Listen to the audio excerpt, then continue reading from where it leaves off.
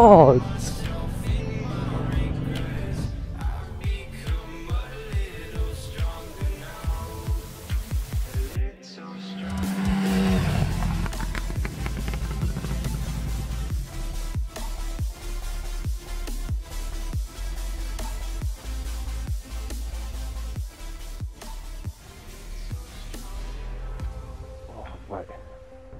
Right, well, hello everybody. I hope you're all safe, I hope you're all well. Today you join myself and Red here at Watford, Harley Davidson and Triumph. And this is the Triumph Bobber. Oh! Me and Red got a test ride, haven't we, mate? We've done it! Yeah! Let's rock and roll! So, yes, let me just start off by saying how low to the ground this bike is. It feels very odd. I'm not used to being this low to the ground at all. I feel like I'm driving one of those lowrider cars. I can literally just see the tarmac. Obviously you can see it all the time, but it's so close. It's like an arm's reach away. It's actually, for me, because I'm not used to it, it's a bit ooh, but it's not a problem. It's a shorter fall.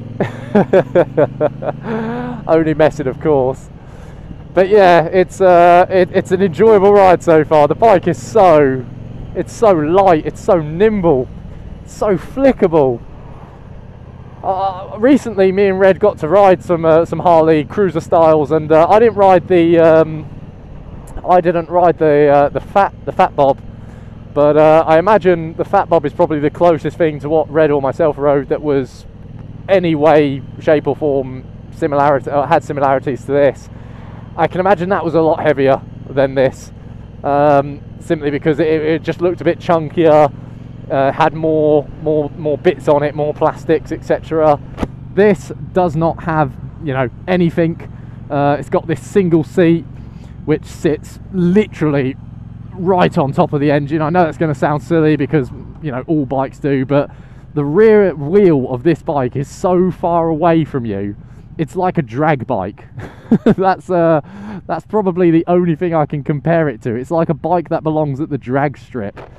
You know, I can see a lot of guys doing some custom works to one of these and trying to get the most power possible and just, you know, sending it down the drag strip, because that rear wheel, I mean, that wouldn't even need much modification. You know, give that a few extra inches on the swing arm, got yourself a cool looking drag bike. But it looks that way anyway. And speaking of getting the most out of the engine, drag strips, all that malarkey, the engine. Now, this is the 1200. I believe it's the same engine out of the 1200 Bonneville. I may be wrong. If I'm wrong, I'll correct myself on screen. And what the difference is between this and the 1200 Bonneville. But the engine's pretty punchy. Not too, you know, not too crazy. But you know, you twist it, you get a nice. What's the word for this? A gore. You know what I mean? A loud as it starts to accelerate. It's very grunty. It's more torque for me than power. Put it here now. I'm trying to think what gear I'm in. Second, it says there. I love that noise. The noise of this bike's very addictive. Slow down just before the 30. The noise is addictive, but there, the torque is incredible. You can get yourself out of a situation with that, no trouble whatsoever. But in terms of its raw, you know, top speed, whatever, like, you know, you're not going to be. It's fast. You know, like a lot of bikes, obviously over the 600 cc mark are, but it's not gonna, you know, it's not gonna break any records. It's not gonna put you in much danger, etc. You'll be all right. That torque, that's the best part. That is the real big selling point of this engine. So what about everything that's going on up here? Well, very simplistic, very basic, nothing too complicated. Your standard high beam, low beam, indicators, the I mode information just switches between sort of time, fuel, miles, that malarkey. kill switch, you've got your mode button, you've got your hazard lights, which is a good feature. Not enough bikes have hazard lights in my opinion. Horn, very standard, very basic.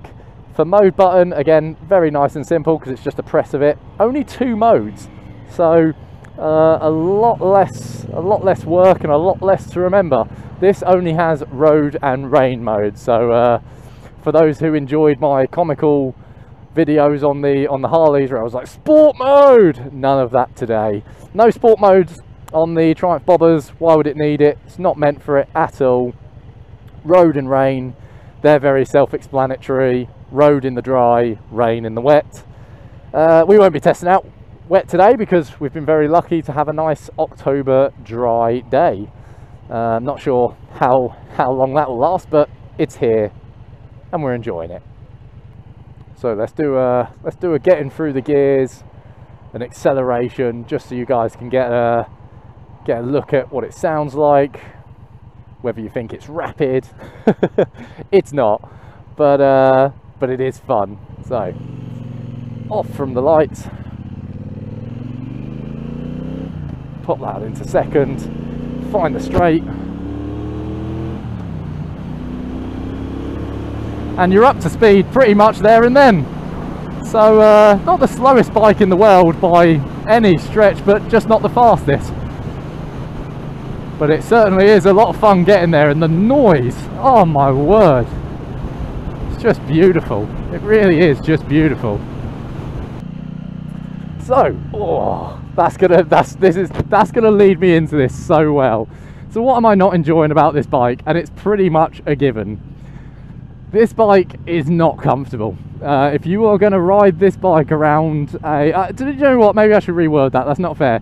Around town, this bike is not comfortable. Obviously, you know, our towns are not perfect, our cities are not perfect. They have a lot of uneven road surfaces, they have a lot of road depression, manhole covers, they just sink, and that then creates this almost like a ramp. This bike, I'll tell you what, it just hits them. It doesn't go over them, it doesn't bump, it hits them. I've hit a few, and it has shocked my arms all the way up to my chest, and you just feel everything. I ride a sports tourer where the seating position is very sporty, and even on that I feel less than I do on this. Now, when I say it's a given, I mentioned this is quite low to the ground. Okay, so the suspension isn't going to be some loosey-goosey, absorbent, you know, that wouldn't work, because where is it going to go? It's not going to be a big shock or anything, because it hasn't got the room. We're obviously sat almost probably as low as this bike will go, or at least I hope so. I would be amazed to think this bike could go lower. So you are going to feel everything because of the fact that there is not a lot of suspension room to play with. Now, if you buy it and you're fully expecting that, not a problem. You've signed up for it. But for me, obviously, just taking this out for a ride and giving you guys my first impressions, I have to make you aware of that. If you are one of these expert riders who can just see a manhole like that from, I don't know, a mile away, then you're fantastic. You know, just skimmity skim, avoid it. Skimmity skim, skim, avoid it. You know, you see it now, skimmity skim, avoid it. That's going to be my new thing. Skimmity skim, avoid it.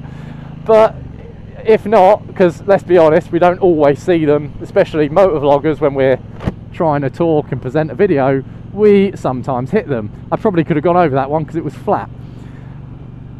But yeah, and you will hit them and you will feel uncomfortable, and because of how stiff this seat is, because it's, you know, there's nothing under it to support it, it's just the seat hovering. It's obviously a very strong material, or a strong metal I should say, because obviously it's metal, but again, all the vibration travels, and you're going to feel that, you know, in your derriere, you're going to feel that on your coccyx, you're going to, and especially the arms where it vibrates up through the fork. So just bear it in.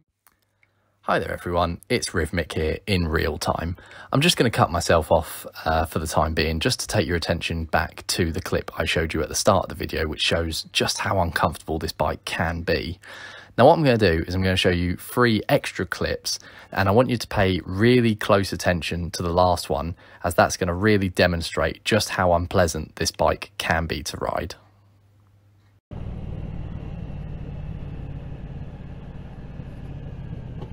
Oh God. Oh God. But still very, very punchy. It's got loads of power. Oh. There was a knock there. Why yes, it certainly was a knock. In fact, you may say that it was a clunk. Now, first I just have to thank Red for doing this research for me. He's found a post on the Triumph Bobber forum from an owner who has noticed this clunk sound whenever he hits a, quote, steep bump, such as a pothole. Now, we've discovered that this is caused by a lack of travel in the suspension of the front forks, and that an upgrade pack is needed in order to rectify this issue. Now, personally, for a bike that costs over £12,000, I just don't see that as acceptable.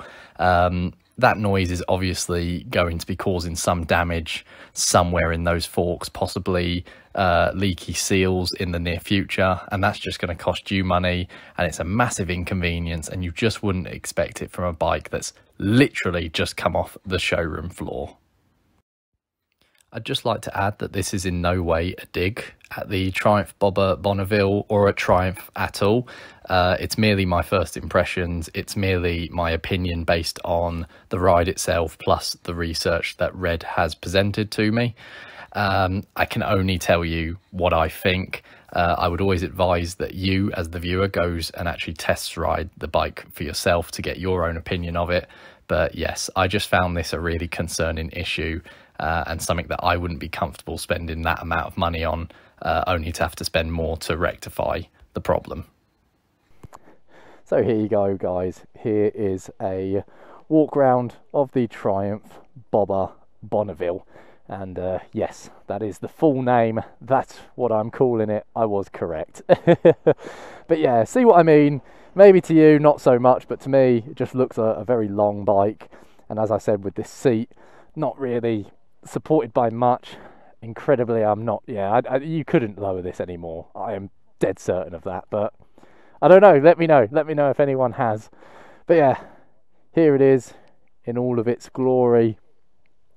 Looks an absolute beautiful machine. You cannot fault the looks of it. Very classic, very has a lot of heritage look to it. And yeah, I like it. An enjoyable ride, but obviously not for everyone's taste. But thank you guys so much for watching. Let me know what you think in the comments, and as always, cheers. Cock and balls.